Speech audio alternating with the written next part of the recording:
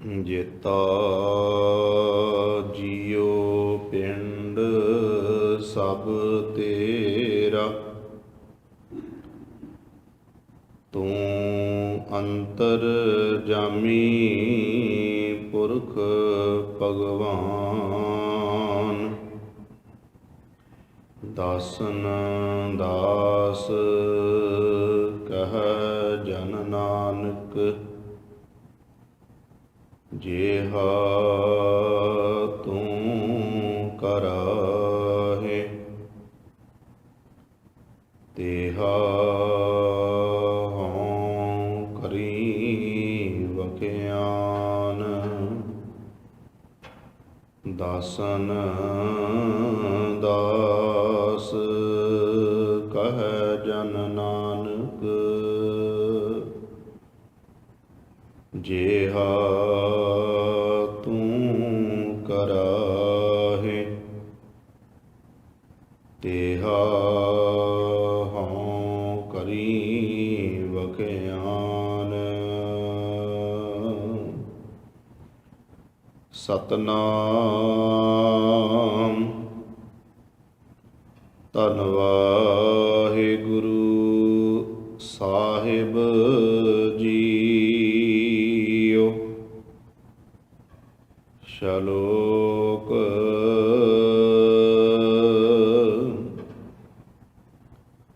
ਬਸੰਤ ਸਵਰਗ ਲੋਕਹ, ਜਿਤ ਤੇ ਪ੍ਰਿਥਵੀ ਨਵ ਖੰਡਨ ਹੈ।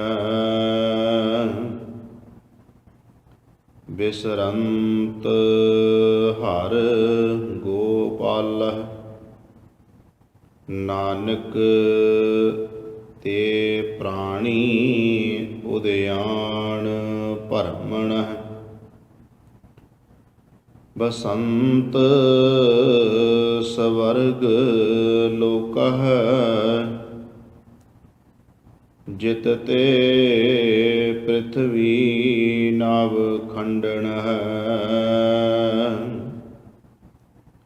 ਬਿਸਰੰਤ ਹਰ ਗੋਪਾਲਹ, ਨਾਨਕ ਤੇ ਪ੍ਰਾਣੀ ਉਦਿਆਨ ਭਰਮਣ। ਕੌਤਕ ਕੋਡ ਤਮਾਸ਼ਿਆ, ਚਿਤ ਨ ਆਵਸ ਨਾਉ। ਨਾਨਕ ਕੋੜੀ ਨਰਕ ਬਰਾਬਰੇ, ਉਜੜ ਸੋਈ ਥਾਉ। ਪੌੜੀ ਮਹਾ ਭਿਆਨ ਉਦਿਆਨ, ਨਗਰ ਕਰ ਮਾਨਿਆ। ਝੂਠ ਸਮਗਰੀ ਭੇਖ, ਸੱਚ ਕਰ ਜਾਣਿਆ। ਕਾਮ ਕ੍ਰੋਧ ਅਹੰਕਾਰ, ਫਿਰਹਿ ਦੇਵਾਨਿਆ। ਸਿਰ ਲੱਗਾ ਜਮ ਡੰਡ, ਤਾਂ ਪੁਛਤਾਨਿਆ। ਬਿਨ ਪੂਰੇ ਗੁਰਦੇਵ, ਫਿਰੈ ਸ਼ੈਤਾਨਿਆ। ਸਿਰ ਲੱਗਾ ਜਮ ਡੰਡ, ਤਾਂ ਪੁਛਤਾਨਿਆ। ਬਿਨ ਪੂਰੇ ਗੁਰਦੇਵ, ਫਿਰੈ ਸ਼ੈਤਾਨਿਆ। ਵਾਹਿਗੁਰੂ ਜੀ ਕਾ ਖਾਲਸਾ, ਵਾਹਿਗੁਰੂ ਜੀ ਕੀ ਫਤਿਹ। ਪਰਮ ਸਨਮਾਨਯੋਗ ਚਵਰ ਛਤਰ ਤਖਤ ਦੇ ਮਾਲਕ, ਜੁਗੋ ਜੁਗ ਅਟਲ। ਸ਼ਬਦ ਅਵਤਾਰ ਸਤਿਗੁਰੂ। ਧੰਨ ਧੰਨ ਸ੍ਰੀ ਗੁਰੂ ਗ੍ਰੰਥ ਸਾਹਿਬ ਮਹਾਰਾਜ ਜੀ ਦੀ ਪਾਵਨ ਪਵਿੱਤਰ ਹਜ਼ੂਰੀ ਵਿੱਚ ਸੁਭਾਏਮਾਨ ਗੁਰੂ ਸਵਾਰੇ ਸਤ ਸੰਗੀ ਜਨੋ। ਸਤਿਗੁਰੂ ਗੁਰੂ ਗ੍ਰੰਥ ਸਾਹਿਬ ਮਹਾਰਾਜ ਜੀ ਨੇ ਬਖਸ਼ਿਸ਼ ਕੀਤੀ ਹੈ। ਉਹਨਾਂ ਦੀ ਰਹਿਮਤ ਨਾਲ ਹੀ ਭਾਣੇ ਵਿੱਚ ਰਹਿਣ ਬਤੀਤ ਹੋਈ ਹੈ। ਅੰਮ੍ਰਿਤ ਵੇਲੇ ਤੋਂ ਸਤਿਗੁਰੂ ਜੀ ਤਖਤ ਸਾਹਿਬ ਤੇ ਪ੍ਰਕਾਸ਼ਮਾਨ ਹੋ ਕੇ ਸੰਗਤਾਂ ਨੂੰ ਦਰਸ਼ਨ ਦੀਦਾਰੇ ਬਖਸ਼ਿਸ਼ ਕਰਕੇ ਨਿਹਾਲ ਕਰ ਰਹੇ ਹਨ। ਅੰਮ੍ਰਿਤ ਵੇਲੇ ਦੇ ਸਜੇ ਹੋਏ ਸੁੰਦਰ ਦੀਵਾਨਾਂ ਵਿੱਚ ਨਿਤਨੇਮ ਬਾਣੀਆਂ ਦੇ ਪਾਠ ਹੋਏ ਹਨ। ਵਾਹਿਗੁਰੂ ਗੁਰਮੰਤਰ ਦੇ ਜਾਪ ਤੇ ਉਪਰੰਤ ਆਸਾ ਦੀ ਵਾਰ ਦਾ ਕੀਰਤਨ ਆਪ ਜੀਆਂ ਨੇ ਸਰਵਣ ਕੀਤਾ ਹੈ। ਸਤਿਗੁਰਾਂ ਦੀ ਪਾਵਨ ਪਵਿੱਤਰ ਬਾਣੀ ਦਾ ਬਚਨ ਹੈ, ਵਡਭਾਗੀ ਹਰ ਸੰਗਤ ਪਾਵੈ, ਭਾਗਹੀਨ ਭ੍ਰਮ ਚੋਟਾਂ ਖਾਵੈ, ਬਿਨ ਭਾਗਾ ਸਤ ਸੰਗ ਨ ਲੱਭੈ, ਬਿਨ ਸੰਗਤ ਮੈਲ ਭਰੀਜੈ ਜੀਓ। ਇਹ ਸਤ ਸੰਗਤ ਵੀ ਵੱਡੇ ਭਾਗਾਂ ਨਾਲ ਹੀ ਪ੍ਰਾਪਤ ਹੁੰਦੀ ਹੈ।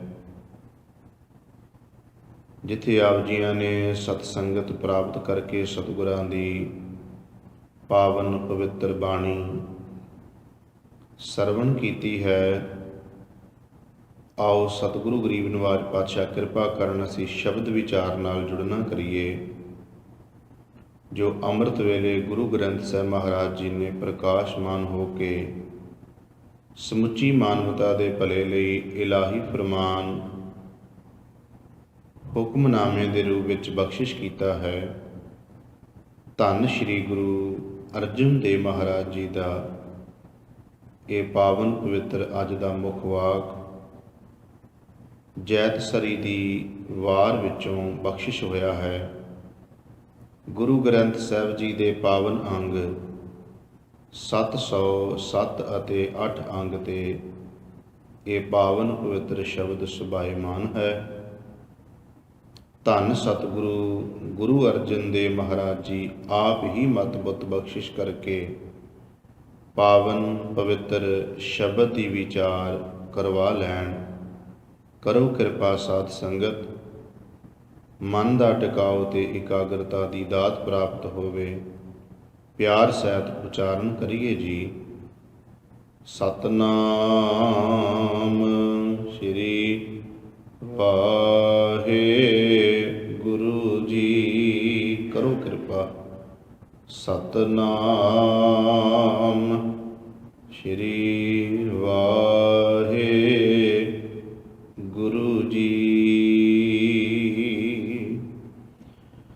ਸਤਿਗੁਰੂ ਧੰਨ ਸ੍ਰੀ ਗੁਰੂ ਅਰਜਨ ਦੇਵ ਮਹਾਰਾਜ ਜੀ ਬਖਸ਼ਿਸ਼ ਕਰ ਰਹੇ ਨੇ ਅੱਜ ਦੇ ਪਾਵਨ ਪਵਿੱਤਰ ਸ਼ਬਦ ਰਾਹੀਂ ਕਿ ਮਨੁੱਖ ਕਿੰਨੇ ਵੀ ਸੁੱਖ ਆਰਾਮ ਪ੍ਰਾਪਤ ਕਰ ਲਵੇ, ਕਿੰਨੀਆਂ ਵੀ ਸੁੱਖ ਸਹੂਲਤਾਂ ਮਿਲ ਜਾਣ, ਮਨੁੱਖ ਭਾਵੇਂ ਦੁਨੀਆ ਦੇ ਉੱਤੇ ਰਾਜ ਵੀ ਕਰ ਲਵੇ, ਹਰ ਤਰ੍ਹਾਂ ਦੇ ਸੁੱਖ ਆਰਾਮ ਸਰੀਰਕ ਤੌਰ ਤੇ ਉਹਦੇ ਕੋਲੇ ਮੌਜੂਦ ਹੋਣ,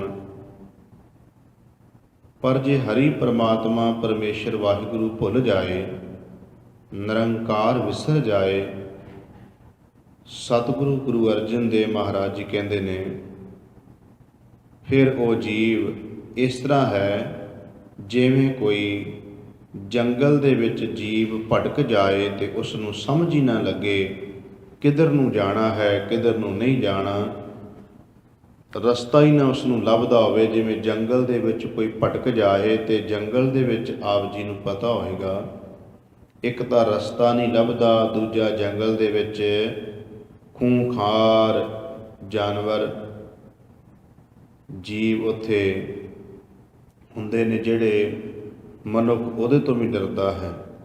ਇੱਕ ਰਸਤਾ ਭਿਆਨਕ, ਦੂਜਾ ਖੂੰਖਾਰ ਜਿਹੜੇ ਉੱਥੇ ਜੀਵ ਹਨ, ਪਸ਼ੂ ਹਨ, ਉਹਨਾਂ ਦਾ ਵੀ ਖਤਰਾ ਹੈ। ਸਤਿਗੁਰੂ ਗੁਰੂ ਅਰਜਨ ਦੇਵ ਮਹਾਰਾਜ ਜੀ ਅਸਲ ਵਿੱਚ ਇਹ ਕਹਿਣਾ ਚਾਹੁੰਦੇ ਨੇ ਕਿ ਮਨੁੱਖ ਨੇ ਜਿਸ ਚੀਜ਼ ਤੋਂ ਸੁੱਖ ਦੀ ਆਸ ਰੱਖੀ ਹੈ, ਅਸਲ ਵਿੱਚ ਉੱਥੋਂ ਸੁੱਖ ਮਿਲਦਾ ਨਹੀਂ। ਮਨੁੱਖ ਚਾਹੁੰਦਾ ਸ਼ਾਇਦ ਧਨ ਦਾ ਇਕੱਤਰ ਕਰ ਲੈਣਾ ਸੁੱਖ ਮਿਲ ਸਕਦਾ ਹੈ। ਮਨੁੱਖ ਸੋਚਦਾ ਹੈ ਕਿ ਜ਼ਿੰਦਗੀ ਦੇ ਵਿੱਚ ਰੰਗ ਤਮਾਸ਼ਿਆਂ ਦੇ ਰਾਹੀਂ ਸੁੱਖ ਮਿਲ ਸਕਦਾ ਹੈ। ਜੀਵ ਚਾਹੁੰਦਾ ਹੈ ਦੁਨੀਆ ਦਾ ਭਰਮਣ ਕਰਕੇ ਸੁੱਖ ਮਿਲ ਸਕਦਾ ਹੈ। ਪਰ ਗੁਰੂ ਗ੍ਰੰਥ ਸਾਹਿਬ ਮਹਾਰਾਜ ਜੀ ਦੀ ਬਾਣੀ ਨੇ ਇਹਨਾਂ ਸਾਰੀਆਂ ਚੀਜ਼ਾਂ ਨੂੰ ਰੱਦ ਕੀਤਾ ਹੈ। ਸਾਹਿਬ ਜੀ ਦੇ ਬਚਨ ਨੇ, ਸੁਖ ਨਾਹੀ ਬਹੁਤਾ ਧਨ ਖਾਟੈ, ਸੁਖ ਨਾਹੀ ਭੇਖੈ ਨਿਰਤ ਨਾਟੈ, ਸੁਖ ਨਾਹੀ ਬਹੁ ਦੇਸ਼ ਕਮਾਏ, ਸਰਬ ਸੁਖਾਂ ਹਰ ਹਰ ਗੁਣ ਗਾਏ। ਸਤਿਗੁਰੂ ਗਰੀਬ ਨਿਵਾਜ ਪਾਤਸ਼ਾਹ ਮਹਾਰਾਜ ਜੀ ਕਹਿੰਦੇ ਨੇ, ਜੇ ਕੋਈ ਇਹ ਕਵੇ ਕਿ ਦੁਨੀਆ ਦਾ ਧਨ ਦੌਲਤ, ਦੁਨੀਆ ਦੇ ਪਦਾਰਥ ਇਕੱਤਰ ਕਰ ਲਵਾਂ ਤੇ ਉਹਦੇ ਨਾਲ 4 ਦਿਨ ਜ਼ਿੰਦਗੀ ਸੌਖੀ ਲੰਘ ਜਾਏਗੀ। ਕੋਈ ਇਹ ਸੋਚੇ ਵੀ ਰੰਗ ਤਮਾਸ਼ਿਆਂ ਦੇ ਰਾਹੀਂ ਮੈਂ ਆਪਣੇ ਅੰਦਰ ਨੂੰ ਸਕੂਨ ਦੇ ਸਕਦਾ ਹਾਂ, ਸੁੱਖ ਮਿਲ ਸਕਦਾ ਹੈ, ਸਾਹਿਬ ਕਹਿੰਦੇ ਇਹ ਵੀ ਨਹੀਂ। ਦੁਨੀਆ ਦਾ ਭਰਮਣ ਕਰਨ ਨਾਲ ਵੀ ਨਹੀਂ। ਤੇ ਸਾਹਿਬ ਫਿਰ ਕਹਿੰਦੇ ਨੇ ਕਿ ਪ੍ਰਭੂ ਪਰਮਾਤਮਾ ਵਾਹਿਗੁਰੂ ਦੇ ਹਰੀ ਦੇ ਗੁਣ ਗਾਣ ਨਾਲ ਹੀ ਅਸਲ ਵਿੱਚ ਸੁੱਖ ਜ਼ਿੰਦਗੀ 'ਚ ਆ ਸਕਦਾ ਹੈ। ਸਤਿਗੁਰੂ ਗਰੀਬ ਨਿਵਾਜ ਸੱਚੇ ਪਾਤਸ਼ਾਹ ਮਹਾਰਾਜ ਜੀ ਪਾਵਨ ਪਵਿੱਤਰ ਬਾਣੀ ਵਿੱਚ ਸਤਿਗੁਰੂ ਮਹਾਰਾਜ ਜੀ ਕਹਿੰਦੇ ਇੱਥੇ ਵੱਡੇ ਵੱਡੇ ਦੁਨੀਆ ਦੇ ਉੱਤੇ ਇਹੋ ਜਿਹੇ ਰਾਜੇ ਵੀ ਆਏ ਜਿਹੜੇ ਇਹ ਸਮਝਦੇ ਸੀ ਕਿ ਸਾਰੀ ਧਰਤੀ ਦਾ ਰਾਜ ਸਾਡੇ ਕੋਲੇ ਆ ਜਾਵੇ। ਤੇ ਬੜਾ ਬੜਾ ਲੰਮਾ ਸਮਾਂ ਉਹਨਾਂ ਨੇ ਬੜੀ ਬੜੀ ਧਰਤੀ ਉੱਤੇ ਰਾਜ ਕੀਤਾ ਵੀ। ਪਰ ਸਤਿਗੁਰੂ ਗ੍ਰੰਥ ਸਾਹਿਬ ਸੱਚੇ ਪਾਤਸ਼ਾਹ ਮਹਾਰਾਜ ਜੀ ਨੇ ਉਹਨਾਂ ਦੇ ਬਾਰੇ ਜੋ ਜ਼ਿਕਰ ਕੀਤਾ ਹੈ, ਮੇਰੇ ਸਾਹਿਬ ਜੀ ਦੇ ਬਚਨ ਨੇ, ਮੇਰੀ ਮੇਰੀ ਕਹਿਰੂ ਕਰਤੇ ਦਰਜੋਦਨ ਸੇ ਭਾਈ, 12 ਜੋਜਨ ਸ਼ਤਰ ਚਲੇ ਥਾ ਦੇਹੀ ਗਿਰਜਨ ਖਾਈ।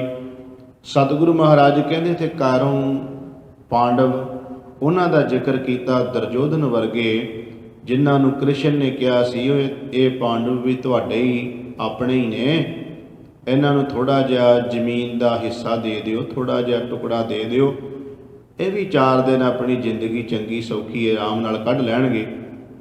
ਤੇ ਦਰਜੋਧਨ ਨੇ ਇਹ ਗੱਲ ਕਹੀ ਸੀ ਵੀ ਅਸੀਂ ਜ਼ਮੀਨ ਦਾ ਟੁਕੜਾ, ਤੁਸੀਂ ਕਹਿੰਦੇ ਹੋ ਸੂਈ ਦੇ ਨੱਕੇ ਜਿੰਨੀ ਜਗ੍ਹਾ ਨਹੀਂ ਦਿਆਂਗੇ। ਸਤਿਗੁਰੂ ਗ੍ਰੰਥ ਸਾਹਿਬ ਮਹਾਰਾਜ ਕਹਿੰਦੇ ਨੇ ਜਿਹੜੀ ਇਹ ਗੱਲ ਕਹਿਣ ਵਾਲੇ ਸਨ ਉਹਨਾਂ ਦੀਆਂ ਵੀ ਦੇਹੀਆਂ ਨੂੰ ਆਖਰਕਾਰ ਤਾਂ ਗਲਿੰਜਾਂ ਹੀ ਖਾ ਗਈਆਂ ਨਾ। ਸਤਿਗੁਰੂ ਗ੍ਰੰਥ ਸਾਹਿਬ ਮਹਾਰਾਜ ਜੀ ਦੇ ਹੋਰ ਵੀ ਬਚਨ ਨੇ। ਸਤਿਗੁਰੂ ਮਹਾਰਾਜ ਜੀ ਕਹਿੰਦੇ, ਲੰਕਾ ਗੜ ਸੋਨੇ ਕਾ ਭਇਆ, ਮੂਰਖ ਰਾਵਣ ਕਿਆ ਲੈ ਗਿਆ। ਸਤਿਗੁਰੂ ਮਹਾਰਾਜ ਜੀ ਕਹਿੰਦੇ ਜਿਹਨੇ ਆਪਣਾ ਘਰ ਕਿਲ੍ਹਾ ਸੋਨੇ ਦਾ ਬਣਾਇਆ, ਸੋਨੇ ਤੋਂ ਬਣਾਉਣ ਦਾ ਭਾਵ ਇਹ ਸੀ ਕਿ ਜਿਹਦੇ ਕੋਲੇ ਬਹੁਤ ਧਨ ਦੌਲਤ ਸੀ, ਜਿਹਦੇ ਕੋਲੇ ਬੜੇ ਸੁੱਖ ਆਰਾਮ ਸਨ। ਸਤਿਗੁਰੂ ਮਹਾਰਾਜ ਕਹਿੰਦੇ ਇੰਨਾ ਕੁਝ ਉਹਦੇ ਕੋਲ ਹੈ, ਪਰ ਇਸ ਮੂਰਖ ਨੂੰ ਇਹ ਨਹੀਂ ਸਮਝ ਆਈ ਲੈ ਕੇ ਕੀ ਗਿਆ ਉਹ ਮੂਰਖ, ਕੀ ਖੜਿਆ ਉਸਨੇ। ਸਤਿਗੁਰੂ ਮਹਾਰਾਜ ਜੀ ਅਸਲ ਵਿੱਚ ਇਹ ਕਹਿਣਾ ਚਾਹੁੰਦੇ ਨੇ, ਇਹ ਜੀਵ ਜਿਹੜੀਆਂ ਚੀਜ਼ਾਂ ਤੋਂ ਤੂੰ ਸੁੱਖ ਭਾਲਦਾ ਹੈ ਅਸਲ ਵਿੱਚ ਉਹਨਾਂ 'ਚੋਂ ਸੁੱਖ ਨਹੀਂ ਮਿਲਣਾ। ਸਤਿਗੁਰੂ ਮਹਾਰਾਜ ਕਹਿੰਦੇ ਸੁੱਖ ਤਾਂ ਮਿਲਦਾ ਹੈ ਪ੍ਰਭੂ ਪਰਮਾਤਮਾ ਦੇ ਨਾਮ ਵਿੱਚੋਂ। ਤੇ ਸਤਿਗੁਰੂ ਗਰੀਬ ਨਿਵਾਜ ਪਾਤਸ਼ਾਹ ਮਹਾਰਾਜ ਜੀ ਦੇ ਬਚਨ ਨੇ ਕਿ ਜਿਹੜੇ ਮਨੁੱਖ ਦੇ ਕੋਲੇ ਪ੍ਰਭੂ ਦਾ ਨਾਮ ਹੋਵੇ, ਸਤਿਗੁਰੂ ਗਰੀਬ ਨਿਵਾਜ ਪਾਤਸ਼ਾਹ ਮਹਾਰਾਜ ਕਹਿੰਦੇ ਬਾਹਰੀ ਤੌਰ ਤੇ ਭਾਵੇਂ ਉਹਦੇ ਕੋਲੇ ਕੋਈ ਬਹੁਤੀਆਂ ਸੁੱਖ ਸਹੂਲਤਾਂ ਨਾ ਹੋਣ, ਪਰ ਉਹਨੂੰ ਅੰਦਰ ਦਾ ਸਕੂਨ ਮਿਲਿਆ ਰਹਿੰਦਾ ਹੈ ਪ੍ਰਭੂ ਪਰਮਾਤਮਾ ਦੇ ਨਾਮ ਵਿੱਚੋਂ। ਤੋ ਸਤਿਗੁਰੂ ਗਰੀਬ ਨਿਵਾਜ ਪਾਤਸ਼ਾਹ ਮਹਾਰਾਜ ਜੀ ਨੇ ਧੰਨ ਸ਼੍ਰੀ ਗੁਰੂ ਅਰਜਨ ਦੇਵ ਮਹਾਰਾਜ ਜੀ ਜਪਜੀ ਸਾਹਿਬ ਦੀ ਬਾਣੀ ਵਿੱਚ ਵੀ ਮੇਰੇ ਸਾਹਿਬ ਜੀ ਕਹਿੰਦੇ ਨੇ ਕਿ ਮਨੁੱਖ ਬਾਹਰੀ ਤੌਰ ਤੇ ਦੇਖੋ ਕਿੱਡਾ ਕੁ ਵੱਡਾ ਹੋਵੇ, ਕਿੰਨੀਆਂ ਸੁੱਖ ਸਹੂਲਤਾਂ ਉਹਦੇ ਕੋਲੇ ਹੋਣ, ਪਰ ਸਤਿਗੁਰੂ ਨਾਨਕ ਦੇਵ ਮਹਾਰਾਜ ਜੀ ਕਹਿੰਦੇ ਜੇ ਉਹਨੇ ਪ੍ਰਭੂ ਪਰਮਾਤਮਾ ਦੇ ਨਾਮ ਨੂੰ ਜਪ ਕੇ ਉਹਦੀ ਰਹਿਮਤ ਪ੍ਰਾਪਤ ਨਹੀਂ ਕੀਤੀ ਤੇ ਸਤਿਗੁਰੂ ਨਾਨਕ ਦੇਵ ਮਹਾਰਾਜ ਜੀ ਕਹਿੰਦੇ ਨੇ ਐਸਾ ਜਿਹੜਾ ਜੀਵ ਹੈ ਪ੍ਰਭੂ ਦੀਆਂ ਨਜ਼ਰਾਂ ਵਿੱਚ ਉਹ ਕੀ ਹੈ। ਸਤਿਗੁਰੂ ਗੁਰੂ ਨਾਨਕ ਸਾਹਿਬ ਜੀ ਦੇ ਅਸੀਂ ਰੋਜ਼ ਹੀ ਜਪਜੀ ਸਾਹਿਬ ਦੇ ਵਿੱਚ ਬਚਨ ਪੜ੍ਹਦੇ ਹਾਂ। ਸਾਹਿਬ ਕਹਿੰਦੇ ਜੇ ਜੁਗ ਚਾਰੇ ਆਰਜਾ ਹੋਰ ਦਸੂਣੀ ਹੋਏ, ਨਵਾਂ ਖੰਡਾਂ ਵਿੱਚ ਜਾਣੀਐ ਨਾਲ ਚੱਲੈ ਸਭ ਕੋਏ, ਚੰਗਾ ਨਾਉ ਰਖਾਏ ਕੈ ਜਸ ਕੀਰਤ ਜਗ ਲੇ, ਜੇ ਤਿਸ ਨਦਰ ਨ ਆਵਈ ਤਾਂ ਬਾਤ ਨ ਪੁੱਛੈ ਕੇ, ਕੀਟਾਂ ਅੰਦਰ ਕੀਟ ਕਰ ਦੋਸ਼ੀ ਦੋਸ਼ ਧਰੇ, ਨਾਨਕ ਨਿਰਗੁਣ ਗੁਣ ਕਰੇ ਗੁਣਵੰਤਿਆਂ ਗੁਣ ਦੇ, ਤੇਹਾ ਕੋਇ ਨ ਸੁਜਈ, ਜੇ ਤਿਸ ਗੁਣ ਹੋਏ ਕਰੇ। ਸਤਿਗੁਰੂ ਨਾਨਕ ਦੇਵ ਮਹਾਰਾਜ ਜੀ ਕਹਿੰਦੇ ਨੇ 4 ਯੁੱਗਾਂ ਤੋਂ ਵੀ ਵੱਧ ਮੰਨ ਲਓ, ਇਹਦੇ ਤੋਂ ਵੀ 10 ਗੁਣਾ ਹੋਰ ਉਮਰ ਮੰਨ ਲਓ ਬੰਦੇ ਦੀ ਜ਼ਿਆਦੀ ਹੋ ਜਾਏ ਤੇ ਨਵਾਂ ਖੰਡਾਂ ਵਿੱਚ ਜਿਵੇਂ ਅੱਜ ਵੀ ਸਾਹਿਬ ਜੀ ਕਹਿੰਦੇ ਨੇ ਧੰਨ ਸ਼੍ਰੀ ਗੁਰੂ ਅਰਜਨ ਦੇਵ ਜੀ ਕਿ ਜਿਤ ਤੇ ਪ੍ਰਿਥਵੀ ਨਵ ਖੰਡਨ ਹੈ, ਉਹਦੇ ਵਿੱਚ ਵੀ ਸਤਿਗੁਰੂ ਮਹਾਰਾਜ ਜੀ ਕਹਿੰਦੇ ਨੇ ਕਿ ਨਵਾਂ ਖੰਡਾਂ ਵਿੱਚ ਜਾਣੀਏ। ਇੱਥੇ ਭਾਵ ਹੈ ਕਿ ਬਹੁਤ ਜ਼ਿਆਦਾ ਧਰਤੀ ਦਾ ਹਿੱਸਾ ਸਤਿਗੁਰੂ ਮਹਾਰਾਜ ਜੀ ਕਹਿੰਦੇ ਨੇ ਕਿੰਨਾ ਉਹਦੇ ਕੋਲੇ ਹੋਵੇ ਰਾਜ ਭਾਗ ਤੇ ਸੁੱਖ ਸਹੂਲਤਾਂ ਹੋਣ, ਨਾਲ ਚੱਲੇ ਸਭ ਕੋਏ, ਕਿ ਨਾਲ ਚੱਲੇ ਦਾ ਮਤਲਬ ਹੈ ਉਹਦੀਆਂ ਜੈ ਜੈਕਾਰ ਲੋਕੀ ਉਹਦੀ ਕਰਨ, ਉਹਦੇ ਨਾਲ ਲੋਕੀ ਚੱਲਣ ਤੋਂ ਭਾਵ ਹੈ ਉਹਦੇ ਇਸ਼ਾਰਿਆਂ ਤੇ ਜੋ ਕਵੇ ਉਸੇ ਤਰ੍ਹਾਂ ਹੀ ਲੋਕੀ ਕਰਨ। ਸਤਿਗੁਰੂ ਮਹਾਰਾਜ ਜੀ ਕਹਿੰਦੇ ਇੰਨਾ ਨਾਮ ਨਾ ਖੱਟਣ ਵਾਲਾ ਦੁਨੀਆ 'ਚ ਰਹਿ ਕੇ ਬੜਾ ਉਹਦਾ ਨਾਮ ਹੋਵੇ, ਪਰ ਸਤਿਗੁਰੂ ਕਹਿੰਦੇ ਪ੍ਰਭੂ ਦੀਆਂ ਨਜ਼ਰਾਂ ਵਿੱਚ ਪੁੱਛ ਕੇ ਦੇਖੋ ਕਿ ਜੇ ਨਾਮ ਨਹੀਂ ਉਹਦੇ ਕੋਲੇ ਉੱਥੇ ਨਾਮ ਕੋਈ ਨਹੀਂ ਹੈ। ਇੱਥੇ ਨਾਮ ਉਹਨਾਂ ਕੀ ਚਿਰ ਹੈ ਜਿੰਨਾ ਚਿਰ ਉਹ ਹੈ। ਸਤਿਗੁਰੂ ਮਹਾਰਾਜ ਕਹਿੰਦੇ ਆਇਆ ਗਿਆ ਮੋਇਆ ਨਾਉ, ਜਦੋਂ ਆਇਆ ਜੀਵ ਨਾਮ ਤੋਂ ਬਿਨਾਂ ਤੁਰ ਗਿਆ ਤੇ ਨਾਮ ਵੀ ਨਾਲ ਹੀ ਖਤਮ ਹੋ ਗਿਆ। ਸਤਿਗੁਰੂ ਗਰੀਬ ਨਵਾਜ ਪਾਤਸ਼ਾਹ ਮਹਾਰਾਜ ਜੀ ਕਹਿੰਦੇ ਨੇ ਅੱਜ ਦੇ ਸ਼ਬਦ ਵਿੱਚ ਕਿ ਜੇ ਕਿਸੇ ਮਨੁੱਖ ਨੂੰ ਸਵਰਗ ਵਰਗੇ, ਸਵਰਗ ਦਾ ਮਤਲਬ ਹੁੰਦਾ ਸਵੈ ਵਰਗ, ਜਿੱਥੇ ਸੁੱਖ ਹੀ ਸੁੱਖ ਹੈ, ਤੇ ਇਹ ਜਿਹੜਾ ਸਵਰਗ ਸ਼ਬਦ ਹੈ ਹਿੰਦੂ ਧਰਮ ਦੇ ਗ੍ਰੰਥਾਂ ਦੇ ਵਿੱਚ ਬਹੁਤ ਵਰਤਿਆ ਗਿਆ ਹੈ ਤੇ ਸਾਡੇ ਸਿੱਖ ਜਗਤ ਦੇ ਅੰਦਰ ਵੀ ਅਸੀਂ ਇਸ ਨੂੰ ਇਸ ਰੂਪ ਦੇ ਵਿੱਚ ਬਹੁਤਾ ਜ਼ਿਆਦਾ ਪੇਸ਼ ਕੀਤਾ ਹੈ ਕਿ ਸਵਰਗ ਕੋਈ ਉੱਪਰ ਬਣਿਆ ਹੋਇਆ ਹੈ ਜਿੱਥੇ ਮਰਨ ਤੋਂ ਬਾਅਦ ਬੰਦੇ ਨੇ ਜਾਣਾ ਹੈ, ਪਰ ਗੁਰਮਤਿ ਨੇ ਇਸ ਨੂੰ ਪ੍ਰਵਾਨ ਨਹੀਂ ਕੀਤਾ। ਸਤਿਗੁਰੂ ਮਹਾਰਾਜ ਜੀ ਕਹਿੰਦੇ ਨੇ ਸਵਰਗ ਤੋਂ ਭਾਵ ਹੈ ਸਵੈ ਵਰਗ, ਜਿੱਥੇ ਸਾਰੇ ਆਪਣੇ ਵਰਗੇ ਆ, ਭਾਵ ਜਿੱਥੇ ਸੁੱਖ ਸਹੂਲਤ ਬੰਦਾ ਆਨੰਦ ਮਾਣਦਾ ਹੈ। ਤੇ ਜਿਹੜਾ ਮੁਸਲਮਾਨਾਂ ਦੇ ਮਤ ਵਿੱਚ ਜਿਹੜਾ ਹੈ ਉਹਨੂੰ ਜੰਨਤ ਕਿਹਾ ਜਾਂਦਾ ਹੈ, ਬਿਸ਼ਤ ਕਿਹਾ ਜਾਂਦਾ ਹੈ, ਤੇ ਜਿਹੜੇ ਅੱਲਾ ਨੂੰ ਨਹੀਂ ਮੰਨਦੇ ਉਹਨਾਂ ਨੂੰ ਦੋਜ਼ਖ ਵਿੱਚ ਜਾਣਾ ਕਿਹਾ ਗਿਆ ਹੈ। ਇੱਧਰ ਹਿੰਦੂ ਧਰਮ ਦੇ ਵਿੱਚ ਨਰਕ ਤੇ ਸਵਰਗ ਦੋ ਚੀਜ਼ਾਂ ਨੇ ਜਿਨ੍ਹਾਂ ਨੂੰ ਭਗਤਾਂ ਨੇ ਆਪਣੀ ਬਾਣੀ ਵਿੱਚ ਕਿਹਾ ਹੈ ਕਿ ਨਾ ਤੇ ਸਾਨੂੰ ਕਿਸੇ ਸਵਰਗ ਦਾ ਲਾਲਚ ਹੈ ਵੀ ਅਸੀਂ ਤਾਂ ਨਾਮ ਜਪਦੇ ਹਾਂ, ਤੇ ਨਾ ਸਾਨੂੰ ਕਿਸੇ ਨਰਕ ਦਾ ਡਰ ਹੈ ਵੀ ਅਸੀਂ ਤਾਂ ਨਾਮ ਜਪਦੇ ਪਰਮਾਤਮਾ ਦਾ। ਭਗਤਾਂ ਨੇ ਤਾਂ ਆਪਣੀ ਬਾਣੀ ਵਿੱਚ ਇਹ ਕਹਿ ਦਿੱਤਾ ਕਿਆ ਨਰਕ ਕਿਆ ਸੁਰਗ ਵਿਚਾਰਾ, ਸੰਤਨ ਦੋ ਰੱਦ ਕਰ ਦਿੱਤੇ ਉਹਨਾਂ ਨੇ। ਉਹ ਕਹਿੰਦੇ ਅਸੀਂ ਤਾਂ ਇਸ ਚੀਜ਼ ਨੂੰ ਮੰਨਦੇ ਹੀ ਨਹੀਂ ਹੈ ਕਿ ਨਾ ਕੋਈ ਨਰਕ ਤੇ ਨਾ ਕੋਈ ਸਵਰਗ। ਭਾਵ ਹੈ ਕਿ ਜਿਹੜਾ ਕਲਪਨਾ ਦਾ ਬਣਾਇਆ ਹੋਇਆ ਉਹਦਾ ਜ਼ਿਕਰ ਹੈ ਵੀ ਜਿਹੜਾ ਬ੍ਰਾਹਮਣ ਨੇ ਬਣਾਇਆ ਨਾ ਵੀ ਉੱਥੇ ਇਸ ਤਰ੍ਹਾਂ ਦੀਆਂ, ਜਿਸ ਤਰ੍ਹਾਂ ਮੁਸਲਮਾਨਾਂ ਦੇ ਮੱਤ ਵਿੱਚ ਹੈ ਵੀ ਉੱਥੇ ਆਹ ਕੁਝ ਮਿਲਦਾ ਹੈ, ਹੂਰਾਂ ਮਿਲਦੀਆਂ ਨੇ, ਉੱਥੇ ਅੰਗੂਰਾਂ ਦੀ ਸ਼ਰਾਬ ਮਿਲਦੀ ਹੈ, ਬਹੁਤ ਕੁਝ ਮਿਲਦਾ। ਤੇ ਮਸਕੀਨ ਸਭ ਕਹਿੰਦੇ ਹੁੰਦੇ ਹੈ ਜਿਸ ਤਰ੍ਹਾਂ ਦਾ ਨਕਸ਼ਾ ਮੁਸਲਮਾਨਾਂ ਨੇ ਅਗਲੇ ਬੰਨੇ ਖਿੱਚਿਆ ਹੈ ਉਹ ਤਾਂ ਨਰਕ ਤੋਂ ਵੀ ਭੈੜਾ ਹੈ। ਉਹਨਾਂ ਦੇ ਮੁਤਾਬਕ ਜਿਸ ਤਰ੍ਹਾਂ ਦਾ ਨਕਸ਼ਾ ਉਹ ਖਿੱਚਦੇ ਹੈ ਵੀ ਉੱਥੇ ਇਹ ਚੀਜ਼ਾਂ ਮਿਲਦੀਆਂ ਨੇ, ਉਹ ਕਹਿੰਦੇ ਤਾਂ ਨਰਕ ਤੋਂ ਵੀ ਭੈੜਾ ਹੈ ਬਿਸਤ ਜਿਹਦੀ ਜ਼ਿਕਰ ਉਹ ਕਰਦੇ ਨੇ। ਤੇ ਇੱਧਰ ਵੀ ਸਵਰਗਾਂ ਦੀ ਗੱਲ ਕਰਦਿਆਂ ਹੋਇਆਂ ਵੀ ਜਿਹੜਾ ਹੈ ਹਿੰਦੂ ਧਰਮ ਦੇ ਅੰਦਰ ਉਹਨਾਂ ਦੇ ਗ੍ਰੰਥਾਂ ਦੇ ਵਿੱਚ ਬਹੁਤ ਕੁਝ ਉਹਦੇ ਬਾਰੇ ਲਿਖਿਆ, ਪਰ ਸਾਨੂੰ ਗੁਰੂ ਮਹਾਰਾਜ ਜੀ ਨੇ ਇਹ ਸ਼ਬਦ ਜ਼ਰੂਰ ਵਰਤੇ ਨੇ, ਪਰ ਉਹਨਾਂ ਨੂੰ ਮੰਨਣ ਦਾ ਕਿਤੇ ਜ਼ਿਕਰ ਨਹੀਂ ਹੈਗਾ ਵੀ ਅਸੀਂ ਕਿਸੇ ਸਵਰਗ ਦੀ ਆਸ ਰੱਖਦੇ ਹੋਈਏ ਜਾਂ ਸਾਨੂੰ ਕਿਸੇ ਨਰਕ ਦਾ ਕੋਈ ਡਰ ਹੋਵੇ। ਸਤਿਗੁਰਾਂ ਦੀ ਬਾਣੀ ਵਿੱਚ ਤਾਂ ਸਾਹਿਬ ਜੀ ਕਹਿੰਦੇ ਨਾਮ ਜਪਣ ਵਾਲੇ ਜਿਹੜੇ ਹਨ ਉਹ ਤਾਂ ਇਹ ਕਹਿੰਦੇ ਨੇ ਤਾਹਾਂ ਬੈਕੁੰਠ ਜਹ ਕੀਰਤਨ ਤੇਰਾ, ਤੂੰ ਆਪੇ ਸ਼ਰਧਾ ਲਾਹੇ। ਉਹ ਕਹਿੰਦੇ ਸਾਡੇ ਵਾਸਤੇ ਉਹੀ ਬੈਕੁੰਠ ਹੈ, ਸਾਡੇ ਵਾਸਤੇ ਉਹੀ ਸਵਰਗ ਹੈ ਜਿੱਥੇ ਪ੍ਰਭੂ ਪਰਮਾਤਮਾ ਵਾਹਿਗੁਰੂ ਦੀ ਕੀਰਤੀ ਹੋ ਰਹੀ ਹੈ। ਇਹੀ ਗੱਲ ਤਾਂ ਭਾਈ ਤਿਲਕਾ ਜੀ ਨੇ ਉਸ ਗੜ੍ਹ ਸ਼ੰਕਰ ਵਿੱਚ ਜੋਗੀ ਨੂੰ ਕਹੀ ਸੀ ਕਿ ਮੈਨੂੰ ਕੀ ਲੋੜ ਹੈ ਤੇਰੇ ਦਰਸ਼ਨ ਕਰਨ ਦੀ, ਤੇਰੇ ਦਰਸ਼ਨ ਕਰਕੇ ਕਹਿੰਦੇ ਆ ਤੂੰ ਕਹਿੰਦਾ ਸਵਰਗ ਮਿਲਦਾ, ਮੈਂ ਕੀ ਲੈਣਾ ਤੇਰੇ ਦਰਸ਼ਨਾਂ ਦੇ ਉਸ ਸਵਰਗ ਵਿੱਚੋਂ। ਮੈਨੂੰ ਤਾਂ ਸਤਿਗੁਰੂ ਅਰਜਨ ਦੇਵ ਮਹਾਰਾਜ ਜੀ ਦੇ ਚਰਨਾਂ 'ਚ, ਮੈਨੂੰ ਤਾਂ ਗੁਰੂ ਹਰਗੋਬਿੰਦ ਮਹਾਰਾਜ ਜੀ ਦੇ ਚਰਨਾਂ ਵਿੱਚ ਉਹੀ ਸਭ ਤੋਂ ਵੱਡਾ ਸਵਰਗ ਤੇ ਬੈਕੁੰਠ ਲੱਗਦਾ ਹੈ, ਮੈਨੂੰ ਕਿਸੇ ਹੋਰ ਦੀ ਜ਼ਰੂਰਤ ਨਹੀਂ। ਤੋ ਸਤਿਗੁਰੂ ਗਰੀਬ ਨਵਾਜ ਪਾਤਸ਼ਾਹ ਮਹਾਰਾਜ ਜੀ ਧੰਨ ਸ਼੍ਰੀ ਗੁਰੂ ਅਰਜਨ ਦੇਵ ਜੀ ਅੱਜ ਦੇ ਸ਼ਬਦ ਵਿੱਚ ਇਹ ਕਹਿ ਰਹੇ ਨੇ ਕਿ ਕਿਸੇ ਮਨੁੱਖ ਦੇ ਕੋਲੇ ਸੁੱਖ ਸਹੂਲਤਾਂ ਸਾਰੀਆਂ ਹੋਣ, ਉਹ ਪ੍ਰਿਥਵੀ ਦੇ ਰਾਜ ਵੀ ਭਾਵ ਕਿ ਰਾਜਾ ਵੀ ਹੋਵੇ, ਤੇ ਸਤਿਗੁਰੂ ਗੁਰੂ ਅਰਜਨ ਦੇਵ ਮਹਾਰਾਜ ਜੀ ਕਹਿੰਦੇ ਨੇ ਪਰਮਾਤਮਾ ਦੇ ਨਾਮ ਨੂੰ ਜੇ ਭੁੱਲ ਗਿਆ ਤੇ ਉਹ ਇਉਂ ਸਮਝ ਲਓ ਜਿਵੇਂ ਭਿਆਨਕ ਜੰਗਲ ਦੇ ਵਿੱਚ, ਡਰਾਉਣੇ ਜੰਗਲ ਦੇ ਵਿੱਚ ਤੁਰਿਆ ਫਿਰਦਾ ਹੋਵੇ। ਸਾਹਿਬ ਜੀ ਦੇ ਬਚਨ ਨੇ, ਬਸੰਤ ਸਵਰਗ ਲੋਕ ਹੈ ਜਿਤ ਤੇ ਪ੍ਰਿਥਵੀ ਨਵ ਖੰਡਨ ਹੈ। ਸਤਿਗੁਰੂ ਗਰੀਬ ਨਵਾਜ ਪਾਤਸ਼ਾਹ ਮਹਾਰਾਜ ਜੀ ਕਹਿੰਦੇ ਬਸੰਤ ਦਾ ਮਤਲਬ ਵਸਦਾ ਹੋਵੇ ਸਵਰਗ ਵਰਗੇ ਲੋਕ ਵਿੱਚ, ਜਿਤ ਤੇ ਪ੍ਰਿਥਵੀ ਨਵ ਖੰਡਨ ਹੈ। ਸਾਹਿਬ ਜੀ ਕਹਿੰਦੇ 9 ਖੰਡਾਂ ਦਾ ਰਾਜਾ ਵੀ ਹੋਵੇ, ਭਾਵ ਬਹੁਤ ਜ਼ਿਆਦਾ ਧਰਤੀ ਦੇ ਟੁਕੜੇ ਦਾ ਮਾਲਕ ਵੀ ਉਹ ਬਣਿਆ ਹੋਇਆ ਹੋਵੇ। ਬਿਸਰੰਤ ਹਰ ਗੋਪਾਲ, ਬਿਸਰੰਤ ਦਾ ਮਤਲਬ ਵਿਸਾਰ ਦਿੱਤਾ, ਭੁਲਾ ਦਿੱਤਾ ਹੈ। ਕਿਹਨੂੰ ਭੁਲਾ ਦਿੱਤਾ? ਗੋਪਾਲ ਹੈ। ਗੋ ਮੈਨੇ ਧਰਤੀ, ਪਾਲਣਾ ਮਣਾ ਪਾਲਣਾ ਕਰਨ ਵਾਲਾ, ਗੋਪਾਲ। ਗੋ ਧਰਤੀ, ਪਾਲ ਸੰਭਾਲ ਕਰਨ ਵਾਲਾ, ਪਾਲਣ ਵਾਲਾ, ਸਭ ਦੇ ਧਿਆਨ ਰੱਖਣ ਵਾਲਾ ਉਹ ਜਿਹੜਾ ਪ੍ਰਭੂ ਪਰਮਾਤਮਾ ਹੈ, ਰਿਜ਼ਕ ਦੇਣ ਵਾਲਾ। ਸਾਹਿਬ ਜੀ ਕਹਿੰਦੇ ਜੇ ਉਹ ਭੁੱਲ ਗਿਆ ਨਾ ਪਰਮਾਤਮਾ ਪਰਮੇਸ਼ਰ ਨਿਰੰਕਾਰ, ਨਾਨਕ ਤੇ ਪ੍ਰਾਣੀ, ਹੇ ਨਾਨਕ ਉਹ ਜੀਵ ਉਹ ਪ੍ਰਾਣੀ ਉਦਿਆਨ ਭਰਮਣ ਹੈ। ਉਦਿਆਨ ਕਹਿੰਦੇ ਨੇ ਜੰਗਲ ਨੂੰ। ਸਤਿਗੁਰੂ ਮਹਾਰਾਜ ਜੀ ਕਹਿੰਦੇ ਜਿਸ ਤਰ੍ਹਾਂ ਭਿਆਨਕ ਜੰਗਲ ਦੇ ਵਿੱਚ ਕੋਈ ਜੀਵ ਹੋਵੇ ਤੇ ਰਸਤਾ ਹੀ ਨਾ ਕੋਈ ਸੁਝਦਾ ਹੋਵੇ। ਦੇਖੋ ਬਾਗ ਦਾ ਤੇ ਜੰਗਲ ਦਾ ਇੰਨਾ ਕੀ ਫਰਕ ਹੈ। ਬਾਗ ਦੇ ਵਿੱਚ ਵੀ ਦਰਖਤ ਹੀ ਹੁੰਦੇ ਨੇ, ਬੂਟੇ ਹੀ ਹੁੰਦੇ ਨੇ, ਜੰਗਲ ਵਿੱਚ ਵੀ ਬੂਟੇ ਹੀ ਹੁੰਦੇ ਨੇ, ਉਹਦੇ ਵਿੱਚ ਵੀ ਦਰਖਤ ਨੇ। ਫਰਕ ਕੀ ਹੈ? ਜਿਹੜਾ ਬਾਗ ਹੈ, ਫੁਲਵਾੜੀ ਹੈ, ਉਹਨੂੰ ਮਾਲੀ ਨੇ ਆਪਣੇ ਹੱਥਾਂ ਦੇ ਨਾਲ ਤਰਤੀਬ ਦੇ ਵਿੱਚ ਲਾਇਆ ਹੈ ਤੇ ਲੋਕ ਸੈਰ ਕਰਦੇ ਨੇ। ਬਾਗਾਂ ਦੀ ਲੋਕੀ ਸੈਰ ਕਰਦੇ ਨੇ। ਫੁਲਵਾੜੀ ਤਰ੍ਹਾਂ ਤਰ੍ਹਾਂ ਦੇ ਫੁੱਲ ਨੇ, ਉਹ ਕਿਸੇ ਤਰਤੀਬ ਦੇ ਵਿੱਚ ਹੈ, ਉੱਥੇ ਲੋਕੀ ਜਾਂਦੇ ਆ ਤੇ ਅੰਦਰ ਨੂੰ ਸਕੂਨ ਮਿਲਦਾ ਹੈ। ਉੱਥੇ ਲੋਕੀ ਜਾਂਦੇ ਆ ਤੇ ਲੋਕ ਉਹਦੀ ਸੈਰ ਕਰਦੇ ਨੇ। ਸੈਰ ਕਰਦਿਆਂ ਲੋਕ ਉੱਥੋਂ ਤਰ੍ਹਾਂ ਤਰ੍ਹਾਂ ਦੀ ਖੁਸ਼ਬੂ ਆਨੰਦ ਮਾਣਦੇ ਨੇ।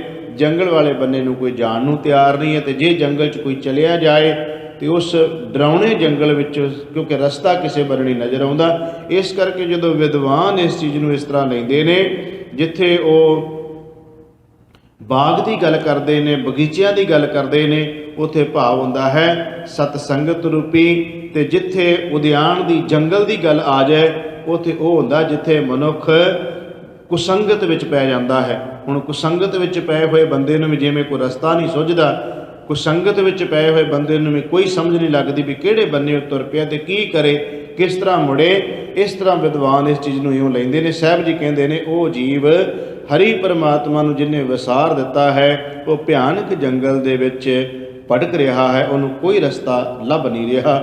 ਕੌਤਕ ਕੋਡ ਤਮਾਸ਼ਿਆ ਚਿਤ ਨ ਆਵਸ ਨਾਉ। ਸਾਹਿਬ ਜੀ ਕਹਿੰਦੇ ਕਈ ਤਰ੍ਹਾਂ ਦੇ ਰੰਗ ਚੋਜ ਤਮਾਸ਼ਿਆਂ ਦੇ ਵਿੱਚ ਜੀਵ ਜਿਹੜਾ ਹੈ ਉਹ ਲੱਗਾ ਹੋਇਆ ਹੈ, ਤੇ ਉਹਦੇ ਚਿੱਤ ਵਿੱਚ ਨਾ ਆਵਸ ਨਾਉ, ਕਦੀ ਵੀ ਚਿੱਤ ਵਿੱਚ ਪ੍ਰਭੂ ਪਰਮਾਤਮਾ ਵਾਹਿਗੁਰੂ ਪਰਮੇਸ਼ਰ ਦਾ ਨਾਮ ਨਹੀਂ ਆ ਰਿਹਾ।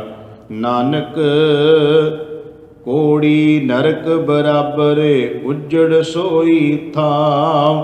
ਸਾਹਿਬ ਜੀ ਨੇ ਉਸ ਜੀਵ ਨੂੰ ਇਹ ਕਹਿ ਦਿੱਤਾ ਹੈ ਕਿ ਹੇ ਨਾਨਕ, ਉਹ ਇੱਕ ਕੋੜੀ ਦੇ ਤਰ੍ਹਾਂ ਹੈ।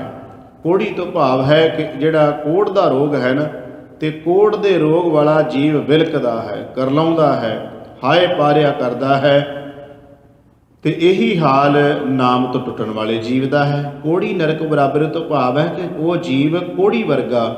ਜਿਵੇਂ ਸਾਹਿਬ ਜੀ ਦੇ ਬਚਨ, ਧੰਨ ਸ਼੍ਰੀ ਗੁਰੂ ਨਾਨਕ ਦੇਵ ਮਹਾਰਾਜ ਜੀ ਦੇ ਹੋਰ ਵੀ ਬਚਨ ਨੇ ਧਨਾਸਰੀ ਰਾਗ ਵਿੱਚ। ਸਾਹਿਬ ਜੀ ਕਹਿੰਦੇ ਜੀਓ ਤਪਤ ਹੈ ਬਾਰੋ ਬਾਰ, ਤਪ ਤਪ ਖਪ ਹੈ ਬਹੁਤ ਬਿਕਾਰ, ਜੈ ਤਨ ਬਾਣੀ ਵਿਸਰ ਜਾਏ, ਜੋ ਪੱਕਾ ਰੋਗੀ ਵਿਰਲਾਏ। ਉੱਥੇ ਵੀ ਪੱਕੇ ਰੋਗੀ ਤੋਂ ਭਾਵ ਹੈ ਕੋੜੀ। ਸਤਿਗੁਰੂ ਕਹਿੰਦੇ ਅੰਦਰ ਦੀ ਜਿੰਦ, ਅੰਦਰ ਦਾ ਜੀਓ ਤਪਤ ਹੈ ਬਾਰੋ ਬਾਰ। ਸਤਿਗੁਰੂ ਕਹਿੰਦੇ ਬਾਰ ਬਾਰ ਅੰਦਰ ਹਿਰਦਾ ਅੰਦਰੋਂ ਤਪਦਾ ਹੈ, ਅੰਦਰ ਆਤਮਾ ਨੂੰ ਕੋਈ ਸ਼ਾਂਤੀ ਨਹੀਂ ਮਿਲਦੀ। ਤੇ ਧੰਨ ਸ਼੍ਰੀ ਗੁਰੂ ਨਾਨਕ ਦੇਵ ਮਹਾਰਾਜ ਜੀ ਕਹਿੰਦੇ ਨੇ, ਜਿਸ ਤਰ੍ਹਾਂ ਕਿਸੇ ਦੇ ਤਨ ਵਿੱਚੋਂ ਮਨ ਵਿੱਚੋਂ ਬਾਣੀ ਚਲੀ ਜਾਏ ਤੇ ਤਨ ਮਨ ਵਿੱਚੋਂ ਬਾਣੀ ਜਾਣ ਨਾਲ ਉਹ ਜੀਵ ਕੋੜੀ ਦੀ ਤਰ੍ਹਾਂ ਹੈ। ਜਿਸ ਤਰ੍ਹਾਂ ਪੱਕਾ ਰੋਗੀ ਕੋੜੀ ਵਿਲਕਦਾ, ਇਸ ਤਰ੍ਹਾਂ ਉਹ ਜੀਵ ਨੇ ਜਿਨ੍ਹਾਂ ਨੂੰ ਪ੍ਰਭੂ ਪਰਮਾਤਮਾ ਦਾ ਨਾਮ ਭੁੱਲ ਜਾਂਦਾ। ਧੰਨ ਸ਼੍ਰੀ ਗੁਰੂ ਨਾਨਕ ਦੇਵ ਮਹਾਰਾਜ ਜੀ ਕਹਿੰਦੇ ਨੇ, ਭਾਈ ਪਰਮਾਤਮਾ ਦਾ ਨਾਮ ਭੁਲਾਉਣ ਵਾਲਾ ਜੀਵ ਜਿਹੜਾ ਹੈ ਉਹ ਸੁਖੀ ਕਿਵੇਂ ਹੋ ਸਕਦਾ ਹੈ। ਸਤਿਗੁਰੂ ਗ੍ਰੰਥ ਸਾਹਿਬ ਦੀ ਪਾਵਨ ਪਵਿੱਤਰ ਬਾਣੀ ਦੇ ਵਿੱਚ ਹੋਰ ਵੀ ਬੜੇ ਪ੍ਰਮਾਣ ਨੇ। ਸਾਹਿਬ ਜੀ ਕਹਿੰਦੇ ਨੇ, ਪਰਮੇਸ਼ਰ ਤੇ ਭੁੱਲਿਆ ਵਿਆਪਣ ਸਭੈ ਰੋਗ, ਬੇਮੁਖ ਹੋਏ RAM ਤੇ ਲੱਗਣ ਜਨਮ ਵਿਜੋਗ, ਖਿਨ ਮੈਂ ਕੌੜੇ ਹੋਏ ਗਏ ਜਿਤੜੇ ਮਾਇਆ ਭੋਗ। ਜਿਹੜੇ ਮਾਇਆ ਦੇ ਪਦਾਰਥ ਜਿਹੜੇ ਭੋਗ ਭੋਗਦਾ ਸੀ ਜੀਵ, ਸਤਿਗੁਰੂ ਮਹਾਰਾਜ ਜੀ ਕਹਿੰਦੇ ਕਿ ਛਿਨ ਵਿੱਚ ਹੀ ਕੌੜੇ ਹੋ ਗਏ। ਛਿਨ ਵਿੱਚ ਕੌੜੇ ਹੋਣ ਤੋਂ ਭਾਵ ਹੈ ਜਦੋਂ ਜੀਵ ਦਾ ਅੰਤ ਸਮਾਂ ਆਇਆ ਤੇ ਉਸ ਟਾਈਮ ਤੇ ਕੋਈ ਵੀ ਉਹਦੇ ਮੂੰਹ ਵਿੱਚ ਚੀਜ਼ ਪਾਓ ਤੇ ਉਹ ਬਾਹਰ ਕੱਢ ਦਿੰਦਾ ਹੈ। ਕੁਝ ਵੀ ਖਾਣ ਨੂੰ ਉਹਦਾ ਰੂਹ ਨਹੀਂ ਕਰਦੀ, ਅੰਦਰ ਕੋਈ ਚੀਜ਼ ਜਾਂਦੀ ਨਹੀਂ ਹੈ। ਸਾਹਿਬ ਜੀ ਕਹਿੰਦੇ ਨੇ ਕਿ ਛਿਨ ਵਿੱਚ ਹੀ ਸਾਰਾ ਕੁਝ ਹੁਣ ਕੌੜਾ ਹੋ ਗਿਆ। ਜਿਹੜੇ ਪਦਾਰਥ ਜੀਵ ਜਵਾਨੀ ਦੇ ਵੇਲੇ ਜਿਨ੍ਹਾਂ ਨੂੰ ਭੋਗਦਾ ਸੀ, ਸਤਿਗੁਰੂ ਕਹਿੰਦੇ ਨੇ ਉਹਨਾਂ ਪਦਾਰਥਾਂ ਨੂੰ ਭੋਗਦਿਆਂ ਹੋਇਆਂ ਜਦੋਂ ਨਿਰੰਕਾਰ ਭੁਲਾ ਦਿੱਤਾ, ਵਿਸਾਰ ਦਿੱਤਾ, ਇਹ ਫਿਰ ਪਦਾਰਥ ਜਿਹੜੇ ਸਤਿਗੁਰੂ ਕਹਿੰਦੇ ਜ਼ਹਿਰ ਦੀ ਤਰ੍ਹਾਂ ਉਹਦੇ ਸਾਹਮਣੇ ਪੇਸ਼ ਹੁੰਦੇ ਨੇ, ਜ਼ਹਿਰ ਦੀ ਤਰ੍ਹਾਂ ਬਣਦੇ ਨੇ ਉਹਦੇ ਸਾਹਮਣੇ। ਉਹਦੇ ਅੰਦਰ ਗਲੇ ਤੱਕ ਨਹੀਂ ਲੰਘਦੀਆਂ ਚੀਜ਼ਾਂ, ਜਿਹੜੀਆਂ ਚੀਜ਼ਾਂ ਨੂੰ ਜਵਾਨੀ ਵਿੱਚ ਇਕੱਤਰ ਕਰਦਾ ਰਿਹਾ। ਸਤਿਗੁਰੂ ਗੁਰੂ ਨਾਨਕ ਦੇਵ ਮਹਾਰਾਜ ਜੀ ਕਹਿੰਦੇ ਨੇ ਕਿ ਉਹ ਜਿਹੜਾ ਜੀਵ ਪਰਮਾਤਮਾ ਦਾ ਨਾਮ ਭੁੱਲਣ ਵਾਲਾ, ਭੁਲਾਉਣ ਵਾਲਾ ਹੈ, ਸਤਿਗੁਰੂ ਕਹਿੰਦੇ ਨੇ ਉਹ ਸੁਖੀ ਕਿਵੇਂ ਹੋ ਸਕਦਾ ਹੈ। ਦੁੱਖ ਅਸਲ ਵਿੱਚ ਪਰਮਾਤਮਾ ਦਾ ਨਾਮ ਭੁਲਾਉਣ ਕਰਕੇ ਜੀਵ ਨੂੰ ਚੰਬੜਦੇ ਹਨ। ਤੇ ਸਤਿਗੁਰੂ ਗਰੀਬ ਨਿਵਾਜ ਪਾਤਸ਼ਾਹ ਅੱਗੇ ਕਿਰਪਾ ਕਰਦੇ ਨੇ। ਪੌੜੀ ਮਹਾ ਭਿਆਨ ਉਦਿਆਨ ਨਗਰ ਕਰ ਮਾਨਿਆ। ਸਾਹਿਬ ਜੀ ਕਹਿੰਦੇ ਨੇ ਇਹ ਜਿਹੜਾ ਮਨੁੱਖ ਨੇ ਸਮਾਜ ਦੇ ਅੰਦਰ, ਸੰਸਾਰ ਦੇ ਅੰਦਰ ਇਸ ਭਿਆਨਕ ਜਿਹੜਾ ਜੰਗਲ ਸੀ ਇਹਨੂੰ ਸ਼ਹਿਰ ਸਮਝ ਬੈਠਿਆ ਹੈ।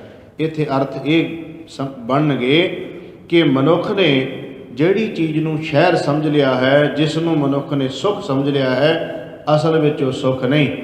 ਮਨੁੱਖ ਨੇ ਇਹ ਸੰਸਾਰ ਜਿਹੜਾ ਸਤਿਗੁਰੂ ਮਹਾਰਾਜ ਜੀ ਕਹਿੰਦੇ ਨੇ ਇੱਕ ਭਿਆਨਕ ਡਰਾਉਣਾ ਜੰਗਲ ਹੈ। ਵੈਸੇ ਤਾਂ ਇਸ ਸੰਸਾਰ ਬਾਰੇ ਸਾਹਿਬ ਨੇ ਇਹ ਵੀ ਕਹਿ ਦਿੱਤਾ ਕਿ ਜਗ ਸੱਚੇ ਕੀ ਹੈ ਕੋਠੜੀ, ਸੱਚੇ ਕਾ ਵਿਚਵਾਸ। ਤੋ ਸੱਚੇ ਕੀ ਕੋਠੜੀ ਤਾਂ ਹੀ ਹੈ ਜੇ ਮਨੁੱਖ ਦੀ ਸੰਗਤ ਚੰਗੀ ਹੈ। ਜੇ ਸੰਗਤ ਚੰਗੀ ਨਹੀਂ ਤੇ ਫਿਰ ਉਹਦੇ ਵਾਸਤੇ ਤਾਂ ਭਿਆਨਕ ਜੰਗਲ ਹੀ ਹੈ। ਸਾਹਿਬ ਕਹਿੰਦੇ ਨੇ ਇਹ ਕੁਸੰਗਤ ਨੂੰ ਸ਼ਹਿਰ ਸਮਝ ਬੈਠਾ ਹੈ, ਬੁਰਾਈਆਂ ਨੂੰ ਸੁੱਖ ਸਮਝ ਬੈਠਾ ਹੈ। ਤੇ ਸਤਿਗੁਰੂ ਗੁਰੂ ਅਰਜਨ ਦੇਵ ਮਹਾਰਾਜ ਜੀ ਕਹਿ ਰਹੇ ਨੇ, ਮਹਾ ਭਿਆਨ ਉਦਿਆਨ ਨਗਰ ਕਰ ਮਾਨਿਆ। ਭਿਆਨਕ ਜੰਗਲ ਨੂੰ ਸੋਹਣਾ ਸ਼ਹਿਰ ਇਹਨੇ ਮੰਨ ਲਿਆ ਹੈ। ਝੂਠ ਸਮਗਰੀ ਪੇਖ ਸੱਚ ਕਰ ਜਾਣਿਆ। ਜੋ ਝੂਠ ਸੀ ਉਹਨੂੰ ਸੱਚ ਸਮਝ ਬੈਠਿਆ ਹੈ ਜੀਵ। ਸਤਿਗੁਰੂ ਮਹਾਰਾਜ ਜੀ ਕਹਿੰਦੇ ਜੋ ਰਹਿਣ ਵਾਲੀ ਚੀਜ਼ ਨਹੀਂ ਹੈ ਉਹਨੂੰ ਝੂਠ ਕਿਹਾ ਜਾਂਦਾ ਹੈ। ਜੋ ਸੰਸਾਰ ਦੇ ਉੱਤੇ ਸਦੀਵੀ ਨਹੀਂ ਹੈ ਉਹ ਝੂਠ ਹੈ, ਜੋ ਸੰਸਾਰ ਤੇ ਸਦੀਵੀ ਹੈ ਉਹ ਸੱਚ ਹੈ। ਭਾਵ ਪਰਮਾਤਮਾ ਦਾ ਨਾਮ ਸੰਸਾਰ ਦੇ ਉੱਤੇ ਸੱਚ ਤੇ ਸਦੀਵੀ ਹੈ, ਜਿਹਦੇ ਵਿੱਚੋਂ ਸਾਰੀਆਂ ਸੁੱਖ ਸਹੂਲਤਾਂ ਮਿਲਣੀਆਂ ਨੇ।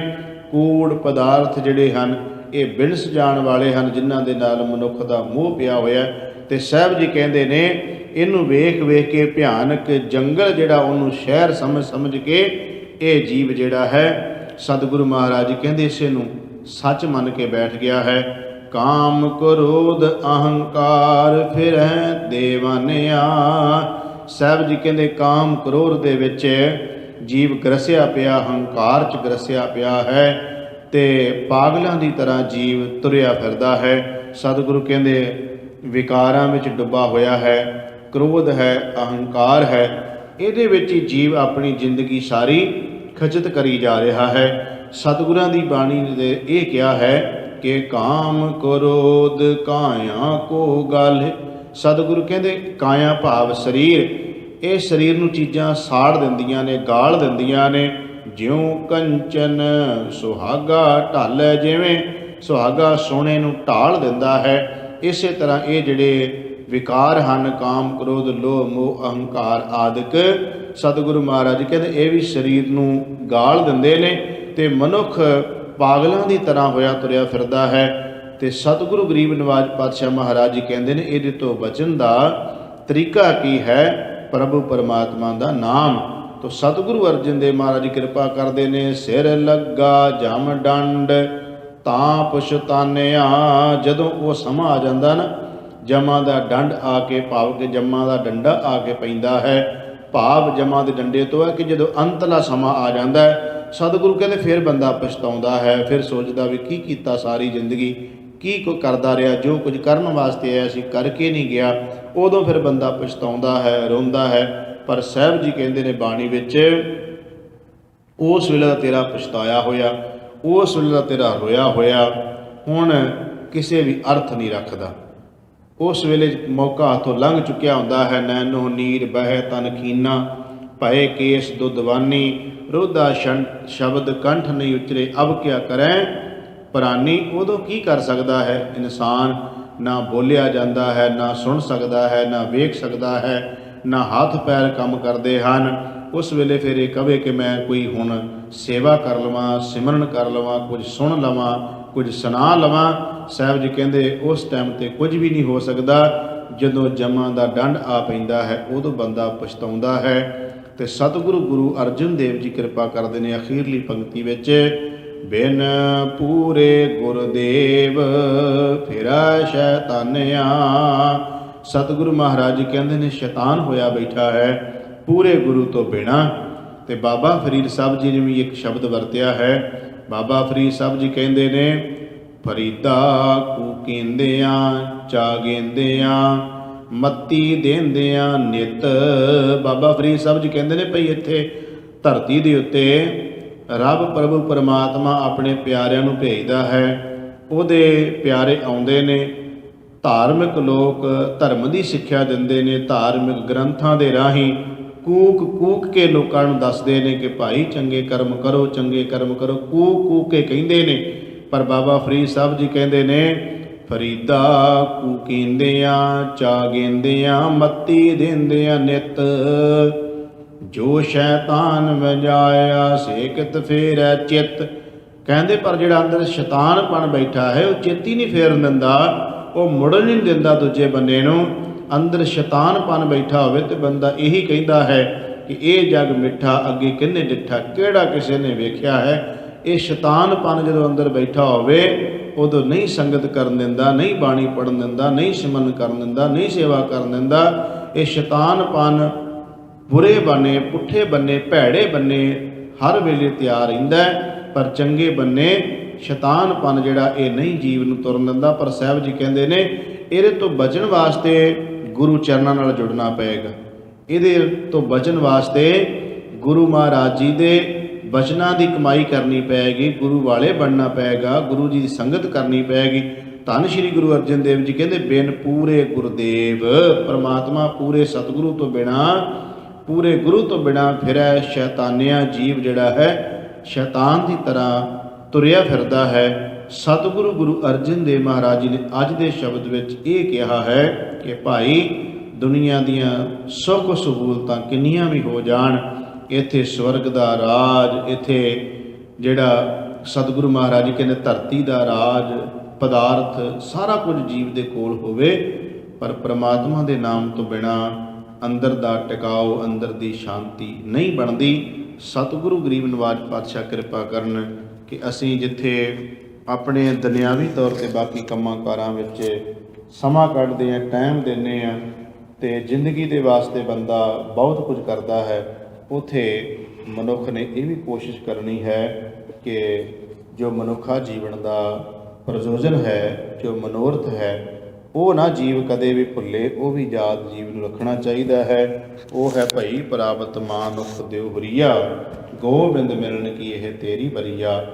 ਅਵਰ ਕਾਜ ਤੇਰੇ ਕਿਤੇ ਨਾ ਕਾਮ, ਮਿਲ ਸਾਧ ਸੰਗਤ ਭਜ ਕੇਵਲ ਨਾਮ। ਉਹ ਪ੍ਰਯੋਜਨ ਕੀ ਹੈ ਜਿਹੜਾ ਭਗਤ ਕਬੀਰ ਸਾਹਿਬ ਜੀ ਕਹਿੰਦੇ ਨੇ, ਗੁਰ ਸੇਵਾ ਤੇ ਭਗਤ ਕਮਾਈ, ਤਬ ਇਹ ਮਾਨਸ ਦੇਹੀ ਪਾਈ। ਇਸ ਦੇਹੀ ਕੋ ਸਿਮਰੈ ਦੇਵ, ਸੋ ਦੇਹੀ ਭਜ ਹਰਿ ਕੀ ਸੇਵ। ਭਜੋ ਗੋਬਿੰਦ ਭੂਲ ਮਤ ਜਾਹੁ ਮਾਨਸ ਜਨਮ ਕਾ। ਇਹੀ ਲਾਹ ਮਨੁੱਖਾ ਜੀਵਨ ਦਾ ਲਾਹ ਹੈ, ਉਹ ਹੈ ਪ੍ਰਭੂ ਪਰਮਾਤਮਾ ਵਾਹਿਗੁਰੂ ਦਾ ਨਾਮ, ਸੇਵਾ ਸਿਮਰਨ ਸੰਗਤ ਕਰਨੀ। ਇਹ ਹੈ ਜ਼ਿੰਦਗੀ ਦੇ ਵਿੱਚ ਜਿੰਨਾ ਕੁਝ ਜੀਵ ਕਮਾ ਜਾਏਗਾ। ਸੁੱਖ ਸਹੂਲਤਾਂ ਜ਼ਿੰਦਗੀ ਦੇ ਵਿੱਚ ਜਿਹੜੀਆਂ ਜੀਵ ਨੂੰ ਮਿਲਣੀਆਂ ਨੇ ਉਹ ਪ੍ਰਭੂ ਦੇ ਨਾਮ ਨਾਲ ਮਿਲਣੀਆਂ ਨੇ।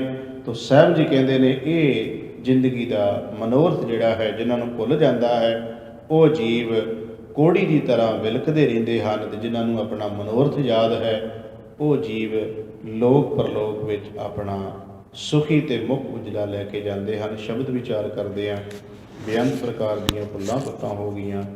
ਸਤਿਗੁਰੂ ਜੀ ਤੇ ਸਾਧ ਸੰਗਤ ਬਖਸ਼ਣ ਯੋਗ ਹੈ, ਭੁੱਲ ਚੁੱਕ ਦੀ ਖਿਮਾ। ਅਗਾਂਹ ਵਾਸਤੇ ਸਤਿਗੁਰੂ ਸਮਤ ਬਖਸ਼ਿਸ਼ ਕਰਨ, ਪਿਆਰ ਸਹਿਤ ਫਤਿਹ ਬੁਲਾਓ ਜੀ। ਵਾਹਿਗੁਰੂ ਜੀ ਕਾ ਖਾਲਸਾ, ਵਾਹਿਗੁਰੂ ਜੀ ਕੀ ਫਤਿਹ।